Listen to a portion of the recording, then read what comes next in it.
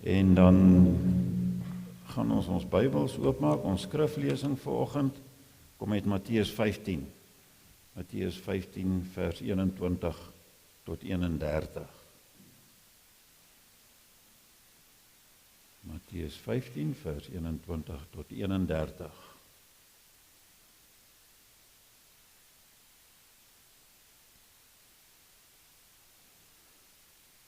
Voordat ons besig raak met die woord van die Here, kom ons maak net die oë toe, dan bid ons saam. Here, ons het daarvan gesing dat U die een is van wie ons al ons heil verwag. Ons het die woorde ook op die skerm gesien met die voorgang, met die voorsang. En dit het in ons harte weer klink, Here, want ons wil graag op U vertrou, want U is getrou. En omdat dit so is, Here, is ons verwagting ook vanoggend by die lees en luister na U woord van U, dat U wat getrou is deur die Gees, U woorde in ons harte sal bind, op so 'n manier dat dit sal uiting vind in ons lewe, dat dit sal oorgaan in dade, en dat ons in gehoorsaamheid U voetstappe sal volg. Here, dis ons gebed nou vir hier waar ons saam is as gemeente, ook betreffende die beroepingsproses waarmee ons besig is. Maar Here, dit is ons ook ons gebed vir elke geloofsgemeenskap wat vandag in U naam vergader. Die geloofsoog op U rig en vir U sê ons vertrou op U, want Here, U is getrou. U is die een van wie ons heil verwag. Wil U dan ook, soos ons gesing het, ons gemoedere versterk in hierdie paar oomblikke wat ons besig is met U woord as geloofsgemeenskap. Dankie dat ons dit in kinderlike afhanklikheid kan bid van U, ons rots en ons verlosser, Jesus die Here. Amen. Hierdie gedeelte wat ons gaan saam lees, is nogal vir my 'n roerende drama met 'n veelvlakkige betekenis. Met ander woorde, met 'n paar sterk betekenislae wat ek hoop en vertrou vir my en vir jou sal inspireer tot die uitlewing van ons geloof in diens, soos wat die Here van ons verwag. So kom ons kyk bietjie dan na hierdie drama, waarvan ons dan lees in Matteus 15. Die opskrif in my Bybeltjie is die Kanaanitiese vrou. Jesus het weggegaan na die streke van Tyrus en Sidon. 'n Kanaanitiese vrou wat in daardie gebied gewoon het onverwags by hom aangekom. Sy het aanhoudend geroep: "Ontferm my oor U, Here, Seun van Dawid. My dogter is in die mag van 'n duiwel en dit gaan sleg." Maar hy het haar niks geantwoord nie. Sy disippels kom toe hom en vra: "Stuur hulle weg, of stuur haar weg," het hulle gevra, "want sy hou aan met skree hier agter ons." Jesus antwoord: "Ek is net na die verlore skape van die volk Israel gestuur." Maar die vrou kom kniel voor hom en sê: "Here, help my." Hy sê vir haar: "Dit is nie mooi om die kinders se brood te vat en vir die hondjies te gooi nie." "Dit is waar, Here," sê sy, "maar die hondjies eet daarom van die krummels wat van hulle baas se tafels afval." "Mevrou," sê Jesus vir haar, "jou geloof is groot, jou wens word vervul." Van daardie oomblik af was die dogter gesond. Ek herhaal net hierdie versie, eerste deel van hierdie versie, want dit is ons fokusvers vir vandag. Jesus sê vir haar: "Mevrou, jou geloof is groot, jou wens word vervul." Van daardie oomblik af was die dogter gesond. Jesus het daarvandaan vertrek en by die see van Galilea gekom. Hy het teen die berg opgegaan en daar gaan sit. Baie mense het na hom gekom, met verlamdes, blindes, gebreklikes, dowes en nog baie ander, en hulle voor hom neergesit. Hy het hulle gesond gemaak, sodat die menigte hulle verwonder het, toe hulle sien, stommes praat, gebreklikes is herstel, verlamdes loop en blindes sien, en hulle het die God van Israel geprys. Ons lees dan net tot sover. Ek wil graag begin met 'n aanhaling van 'n ene Elizabeth Stone. Sy het by geleentheid opgemerk dat die keuse om 'n kind te hê is 'n eisingwekkende besluit. Want dit beteken om vir altyd daarna jou hart buite jou liggaam te sien rondloop. Ek noem dit maar net weer, die keuse om 'n kind te hê is 'n eisingwekkende besluit. Want dit beteken om van daar vandaan af jou hart buite jou liggaam te sien rondloop.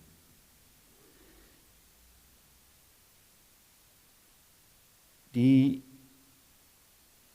band tussen ouer en kind is natuurlik 'n baie besondere band, né? En soos Elizabeth Stone sê, dit maak jou ook as ouer bietjie kwesbaar en bietjie weerloos. Nou almal van ons wat hierso sit, wat ouers is of grootouers of wat ook al, weet dit is waar nie. Dit is so. Paar voorbeelde uit ons eie vriendekring.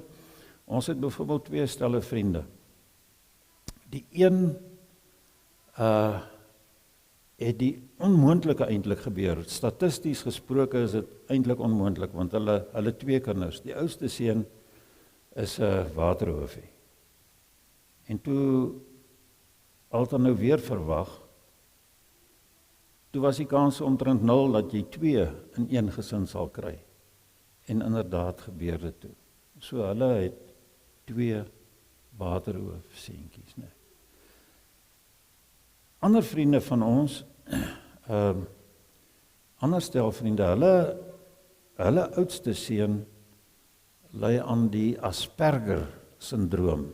Redelik erg. Nou, weet nie of dit nou baie bekend is, die term nie, ek ken hom ook nie so goed nie, maar is blykbaar, ek verstaan dit nie goed nie, baie mense sal beter weet as ek, is blykbaar 'n redelike ekstreme vorm van autisme. Maar in elk geval,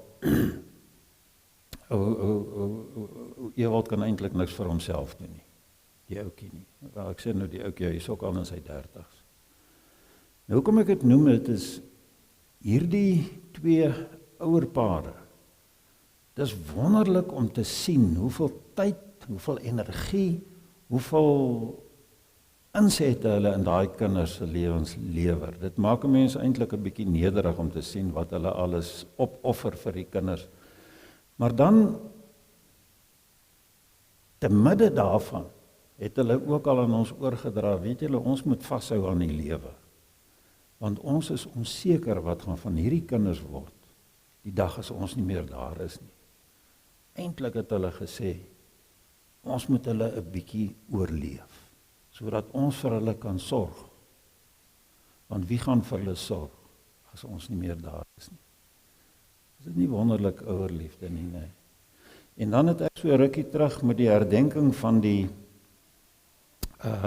Waarheid en Versoeningskommissie, het ek vir Piet Kroukamp op die radio gehoor, sommige van u het hom ook miskien gehoor, en hy het nog al vir my ook 'n roerende staaltjie vertel.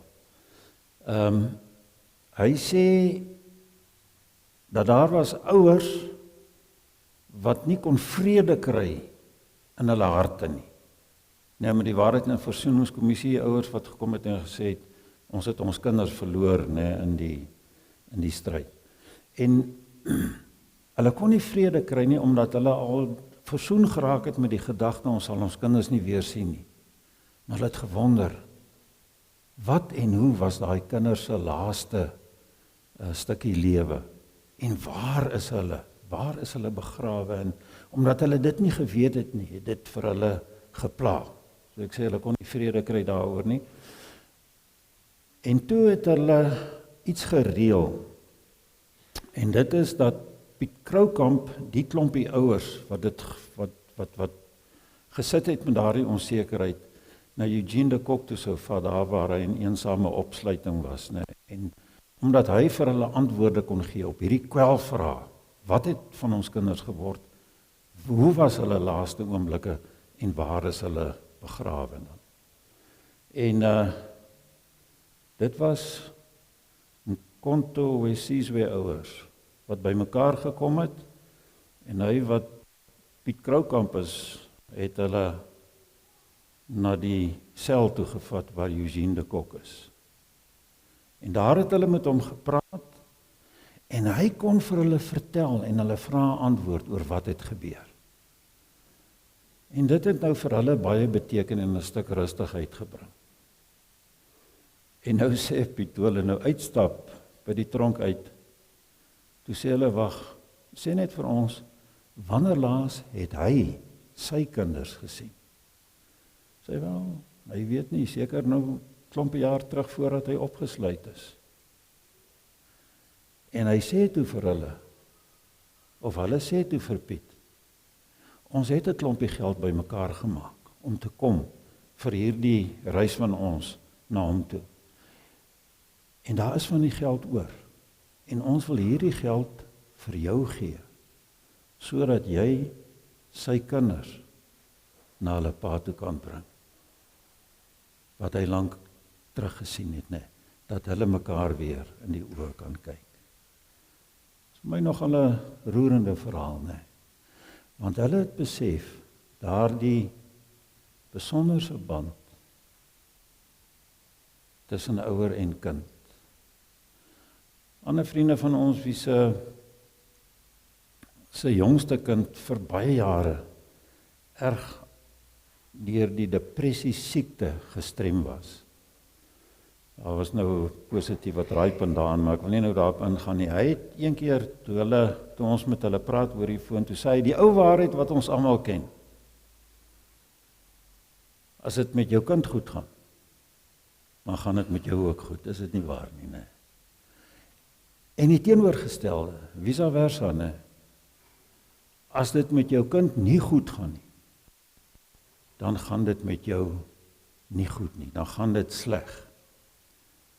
Hoor die stem van hierdie vrou, wat aanhoudend vir Jesus sê, ontferm jou oor my, ontferm jou, Here, want my kind is in die mag van die duiwel, en dan haar woorde, en dit gaan sleg, en dit gaan sleg. Met ander woorde, sy sê vir hom, Here, asseblief, dit gaan sleg met my, omdat dit sleg gaan met my kind, né? En daar staan in die drama wat ons nou gelees het, dat sy dit oor en oor aanhoudend het, sy dit geroep. Nou, en ons kan, soos ek gesê het, as ouers, grootouers of wat ook al, kan met haar identifiseer. Dit vind weerklank in ons harte, as sy uit nood uitroep, Here, dit gaan sleg. My kind, my dogter, is in die mag, in die greep van die duiwel. Tweede saak wat weerklank vind by ons en waarmee ons kan vereenselwig, is haar, ek noem dit maar, haar grashalm geloof, né? Hoekom ek dit so doen is, of so noem, is omdat sy gryp na enige moontlike oplossing vir haar situasie en haar kind se situasie. Want sy was 'n Kanaanitiese vrou. So sy was nie deel van die, kom ons sê, die volk Israel, die uitverkore volk van die Here nie. Sy het ook in 'n gebied gebly waar Jesus nog nie baie besoek het nie. Maar die woord oor hom het geloop oor wie hy is en wat hy gedoen het. En dit het ook die mense wat daar in Kanaan besig was om hulle afgode te dien en wat hom nie geken het, dit het ook daarheen versprei. En dit het haar ore bereik en by die eerste beste geleentheid het sy gedink, kom, miskien is die oplossing hier. Amper soos 'n strooihalm of 'n grashalm waarna sy gryp, terwille van haar desperate situasie. En dan is dit asof Jesus haar klein bietjie grashalm geloof probeer toets, of nie probeer nie, of hy dit toets, of hy dit eintlik louter, eintlik miskien sterker maak. Want dit lyk of hy nie baie opgewonde was om haar te help nie. Daar staan in die Bybel, word daar vertel in die verhaal van sy sweye, dat hy eintlik stil gebly het. En dat hy op 'n stadium die indruk vir haar gegee dat hy eintlik onwillig is om haar te help. Hy sê mos daar, ek is nie na die Kanaaniete in die eerste plek gestuur nie, maar na die volk Israel. Dan kan mens nou gebruik hy die beeld nou, die metafoor van 'n brood vir die hondjies. Israel die hondjies. Dit is vir wie hy gestuur is, né? En dan is daar nog die disippels ook. Die disippels wat vir Jesus sê, stuur haar weg. Sy is lastig. Sy pla vir ons. Dis hinderlik. Raak tog van haar ontslae. Nou,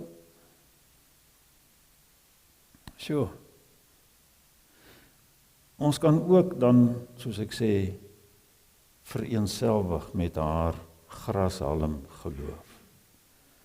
Dit roer ook ons hart. Ons verstaan haar angs. Ons verstaan dat sy in haar angs en in haar nood, dat sy ook na Jesus toe gaan. So ons doen dit mos maar self ook nie waar. En ons kan onsself in haar skoene plaas. Maar goed, dan gebeur die wonder. En die wonder is, in ons teksvers opgesluit, dat Jesus vir haar sê, mevrou, jou geloof is groot, jou wens is vervul. Wat 'n kragtige boodskap. Sy spreek hom aan, en dit val 'n mens op, spreek hom aan as Here, seun van Dawid. Nou Here beteken ek erken jou as my Here, as my heerser, eintlik as my koning. En seun van Dawid was 'n ander benaming of titel vir Messias. Messias wat mos die gestuurde van God is, dis wat die titel Messias letterlik beteken, die gestuurde van God met 'n opdrag om te sien na die welsyn van sy volk. So in hierdie versie lê die kragtige boodskap dat die Messias in genade uitreik na 'n mens in sy of haar nood oor grense heen, oor vooroordeel, oor kultuur, taal, geloofsgrense heen, oor menslike vooroordeel, soos wat ons by die disippels raak gesien het, om die brood van die lewe te gee aan mense in nood. So hy is die een wat deernisvol oor grense heen nood raak sien en ook, al is dit net 'n sprankie geloof, afhanklikheid van hom. En dit is tekenend van die koninkryk van God. Waar daar nood is, waar daar afhanklikheid is, daar is die koning met die brood van die lewe. Die toestand van die dogter, ja, dit is, ja, kom ek sê net, ja wag, ek gaan terugkom daarby. Die toestand van die dogter is tekenend van 'n mens sonder God. Ja, want in die mag van die duiwel, in die Bybelse tye, maar ook in ons tye, daar's maar net een van twee moontlikhede. Jy is of in die mag van die duiwel, die mag van die bose, of jy is in die hand van die Here nie waar nie. En haar toestand was tekenend van 'n mens sonder God, in die mag, dus van die bose. En so kom klop hulle aan ons deur, aan jou en my deur. Mense in die greep van afgode, soos die Kanaaniete van daai tyd. Mense in die greep van voorvader aanbidding. Mense in die greep van materialisme, die afgod van materialisme. Mense in die greep van verslawings, waaruit hulle nie bevry kan, lyk of hulle nie kan vrykom daarvan. Mense in die greep van seker die grootste afgod, die eie ek. En in sy verbondstrou bevestig Jesus sy opdrag. Dis interessant as hy sê dat hy het gekom as die Messias vir die verlore skape van Israel. En hy klop hierdie mense aan ons deur. En die disippels het sy opdrag verkeerd verstaan. Want hulle het gedink dat die Messias het gekom om aan ons kant te staan, en dis reg, maar dan tot uitsluiting van die ander. Die ander wat ander kant ons grens is. Die ander wat ander kant jou kleurgrens, kultuurgrens, geloofsgrens vir hom of haar bevind. Dat vir hulle het Jesus nie gekom nie. Die disippels het gevoel, ons is daarop geregtig om u seun vir onsself toe te eien. En hulle probeer die deur toemaak. En daarom stuur hulle hierdie vrou ook dan weg. Jesus het egter die deur wyd oopgegooi. Want sy messiaskap, sy gestuur wees, sy koms na hierdie wêreld en na sy volk toe, beteken dat hy vir hulle gekom het, sodat hulle sy opdrag, sy woord van verlossing, sy daad van versoening ook na hierdie mense kan uitdra. En so stoot hy die deur oop. Hy het gekom, ja, vir die disippels en vir hulle bevoorregting en vir hulle seën, maar sodat hulle dit kan verder neem, ongeag taal, geslag of afkoms, sodat die mense, die omringende volke ook die Messias kan leer ken. Nou is dit vir my pragtig, nou weer opgeval toe ons nou hierdie gedeelte lees en die gedeeltetjie sluit af in vers 31 waar daar staan, en hulle het die God van Israel geprys. So die bevoorregting van die skape van Israel is sodat dit die gevolg kan hê dat die omringende nasies van hulle afgodsdiens bevry kan word en hulle die God van Israel kan prys, né? So dit het hulle nou nie verstaan nie. En ek dink dit gee vir ons hierdie boodskap van die Messias wat uitreik na mense in nood aan die ander kant grense, gee vir ons ook 'n rede tot groot vreugde. Want so vind ons ook plek in sy koninkryk. Dis hoekom ons hier in hierdie kerk is vanoggend. Dis hoekom ons hier by mekaar kan wees. Want die boodskap van die Verlosser het deurgebreek. Ook na ons wat nie, ons is ook heidene, né? Ons is ook met ander woorde nie Israeliete.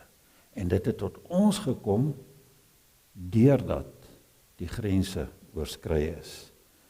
En die disippels uiteindelik dan die boodskap ons gesnap het en dit uitgedra. Maar goed,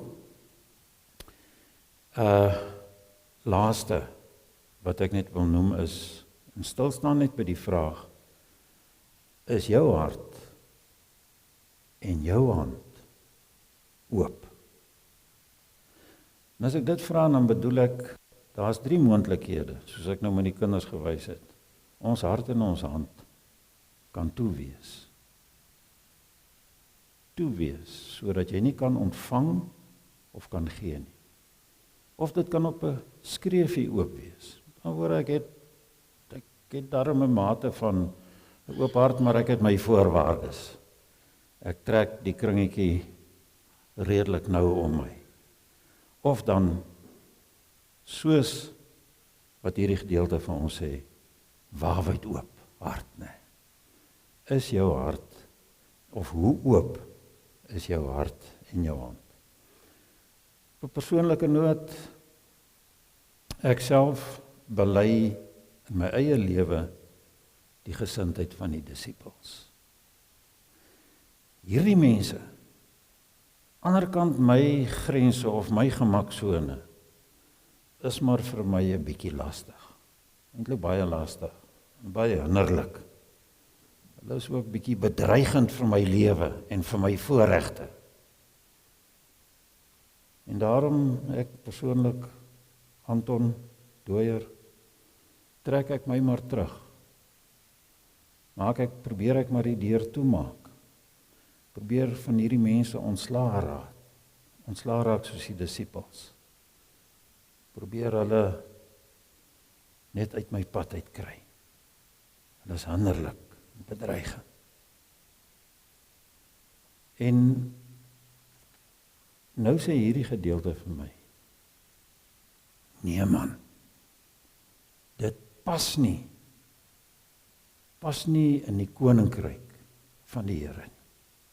Dit pas nie vir iemand wat homself beskou as 'n kind van die Here of as 'n koninkryksburger nie.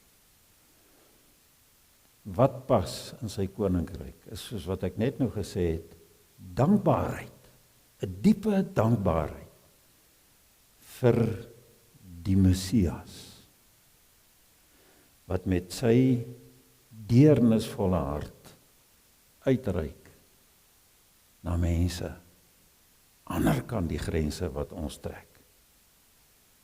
Iemand in nood. So dankbaarheid vir teenoor hom. Diepe dankbaarheid. En dan ook daarmee saam die vreugde. Die vreugde dat hy ook vir my wil gebruik om te dien. Mense in nood te dien. Anderkant en oorkant die grense wat ek so graag om my wil trek.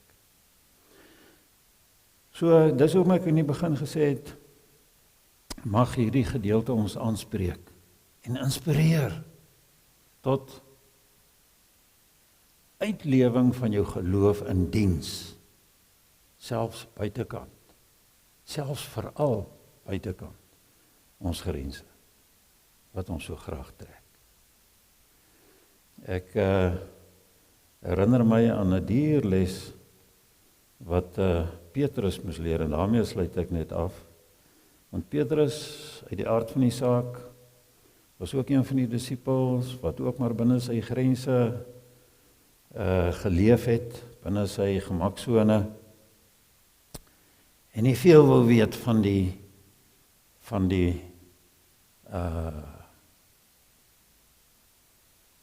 mense wat buitekant in die greep van hulle afgode is nie. En toe was daar 'n man in nood gewees, met die naam van Cornelius. Hy was 'n Romeinse offisier. En toe kry Petrus die opdrag om deur grense heen, of oor grense heen, na Cornelius te gaan, omdat die Messias hom ook so intoe stuur. En nou het Petrus, lees ons in Handelinge 10, gesê, julle weet, dis nou Petrus, hy sê vir Cornelius, julle weet, 'n Jood mag nie met iemand van 'n ander volk omgaan, of by hom in sy huis mag hy nie kom nie. Maar hy sê, God het vir my gewys, dat ek geen mens as onheilig of onrein mag beskou nie. En hy sê, waarlik, ek begryp nou eers, dat God nie onderskeid maak nie, maar uit enige volk die mense aanneem, wat hom vereer, en wat doen wat reg is. Met ander woorde, wat soos hierdie vrou afhanklik is en op hom vertrou in nood. Dit is ook ons roeping as gemeente. En mag dit wat in die gemeente dis wonderlik om te hoor van al die aktiwiteite, net weer vanoggend daarin herinner te word, mag alles daartoe bydra, dat ook hierdie gemeente so sal uitreik in deernis na mense in nood, dat hulle God se naam sal hoor en sal prys.